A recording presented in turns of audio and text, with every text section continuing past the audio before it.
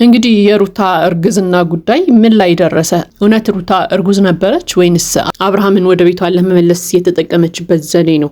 ሰላም ሰላም፣ ጤና ይስጥልኝ። እንዴት ናችሁ? ለዚህ ቻናል አዲስ ከሆናችሁ ሰብስክራይብ በማድረግ ቤተሰቦቼ እንድትሆኑ ጋብዛለሁ። ቪዲዮውን ላይክ በማድረግ ጀምሩት። እንዲሁም ቪዲዮን አይታችሁ ጨርሱ የእናንተን ሀሳብ አስተያየት ኮሜንት ላይ አስቀምጡልኝ። እንግዲህ ዛሬም እንደተለመደው በአዲስ ቪዲዮ መተናል። እስከ ቪዲዮ መጨረሻ ድረስ አብራችሁኝ እንድትቆዩ በአክብሮት ጠይቃለሁ።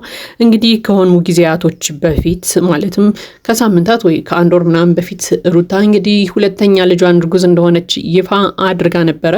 ነገር ግን ያው እንግዲህ ይፋ ባደረገችበት ሰሞን እንግዲህ አብርሃምም ከሄርሜላ ጋር የጦፈ ፍቅር ውስጥ ነው። እንግዲህ ቀለበትም ምንም ሲያደርግ አይተን ነበረ። የዛን ሰሞን የሩታን እርግዝና ሊቀበል አልቻለም በፍጹም። ምክንያቱም በቃ ውሸት ነው እያለ ነበር። እርጉዝ ብትሆን እንኳን ከኔ አይደለም ያረገዘችው እያለ ሁላ እንግዲህ ሲከራከር ነበረ።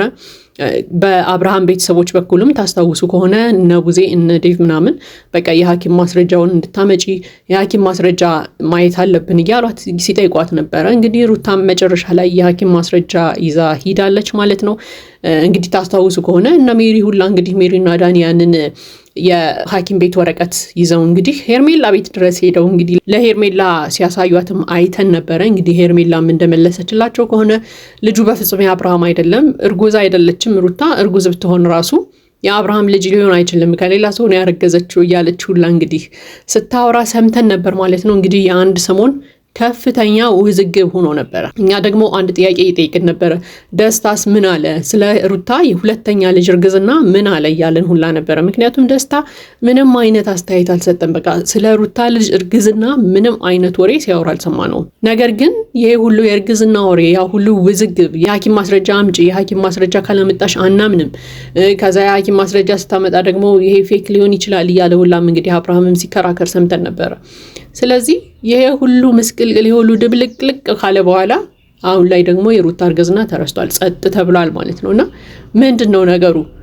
ያው እርግዝና እንግዲህ የሚደበቅ ነገር አይደለም፣ ሁል ጊዜ እንደምንለው ማለት ነው። እየወጣ የሚሄድ ነገር ነው። የዛኔ እንደውም አርግዣለሁ ምናምን ስትል ሁላ እንግዲህ ቡዜ ራሱ እየተናገረች ነበር። እርግዝና እኮ የሚደበቅ ነገር አይደለም፣ ነገ ከነገ ወዲያ የሚወጣ የምናየው ነገር ነው ምናምን እያለች ነበርና የሩታ እርግዝና አሁን ላይ ምን ላይ ደረሰ?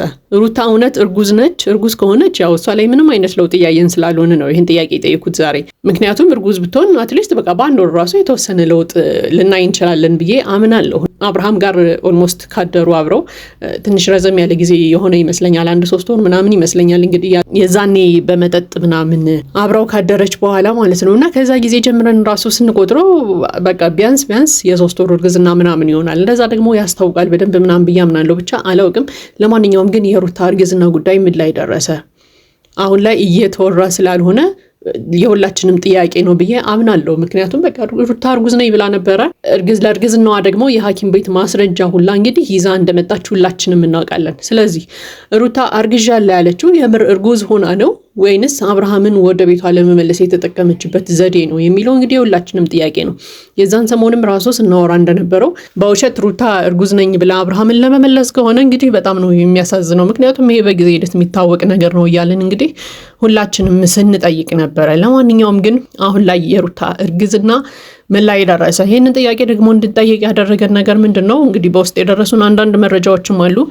ዳኒ እንግዲህ የደበቅሽውን ሚስጥር አወጣለሁ እያለ ሩታን በየቀኑ ያስፈራራት እንደሆነም ሰምተናል ማለት ነው። እንግዲህ ዳኒን ታውቁታላችሁ፣ በጣም ወላዋይ የሆነ ሰው ነው፣ ለጓደኝነት የማይመች አይነት ሰው ነው።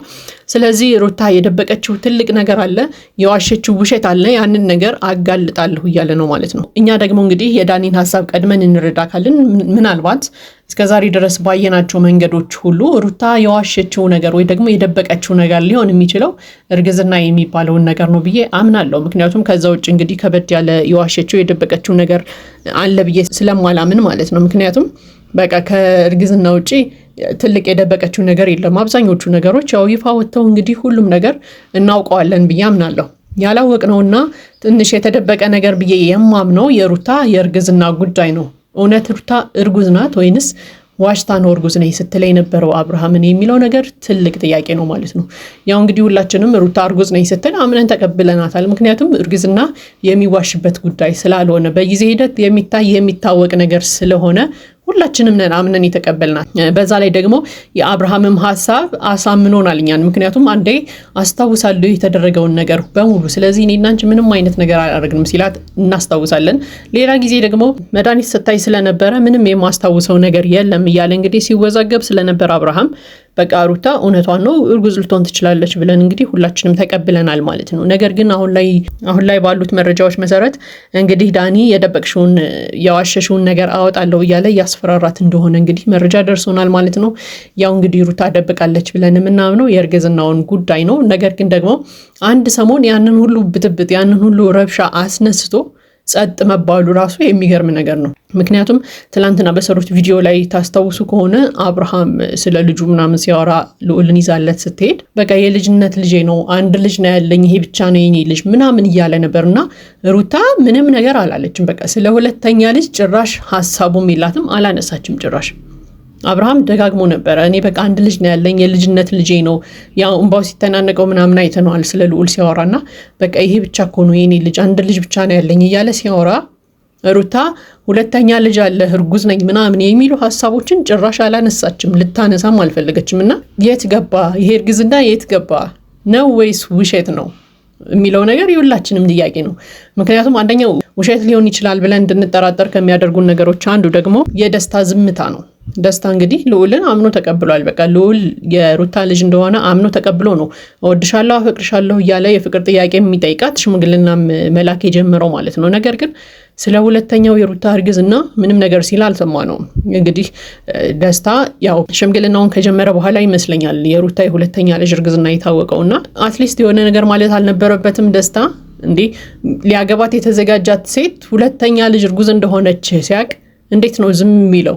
እስኪ ወደኛ ህይወት እናምጣውና ወንዶች በተለይ ልታገባት የተዘጋጃችኋት ሴት ሽምግልና መላክ የጀመራችሁላት ሴት ከሌላ ወንድ ወይም ከድሮ ባሏ እርጉዝ እንደሆነች ብታውቁ ምንም አስተያየት አትሰጡም? ዝም ነው የምትሉት? ወይንስ ደግሞ ያንንም ልጅ አብራችሁ ለመቀበል ተወስናላችሁ? እንደ በሰርጓ ቀን እርጉዝ ሆና ነው የምታገባት ማለት ነው፣ ያውም ያረገዘችው ከሌላ ወንድ ማለት ነው። ስለዚህ በዚህ ነገር ላይ አስተያየት እንኳን እንዴት አይሰጥም የሚል ሐሳብ አለኝና ደስታ እውነቱን ያውቃል እንዴ ሩታ አውቃ እንደዛ እንዳለች ያውቃል እንዴ የሚል ሐሳብም እየመጣብኝ ነውና እውነት የሩታ እርግዝና ምን ላይ ደረሰ እውነታውን ብታሳውቁን ደስ ይለናል የሚል ሐሳብ አለኝ።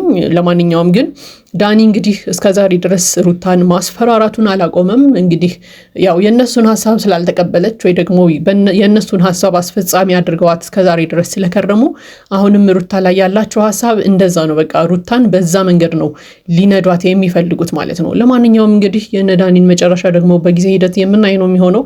ካልሆነ ግን ሩታ ማስፈራራቱ ዛቻው ምናምን የነዳኒ የማይቆምላት ከሆነ ግን አትሊስት በቃ ወደ ህግ ወስዳ በህግ መሰረት እንዲያቆሙ ብታደርጋቸው መልካም ነው የሚል ሐሳብ አለኝ። ምክንያቱም በተለይ ዳኒና ሜሪ በቃ ሰው ላይ የሆነ ነገር ለማድረግ ወደ ኋላ ማይሉ ሰዎች ስለሆኑ ማለት ነው። በቃ የጭካኔያቸው ጥግ ሁላችንም የምናውቀው ስለሆነ ማለት ነው። ለማንኛውም ግን ሩታ እንግዲህ ትንሽ ከዳኒ ራስሽን ብትጠብቂ ቀለል አድርገሽ ባታየው መልካም ነው የሚል ሐሳብ አለኝ።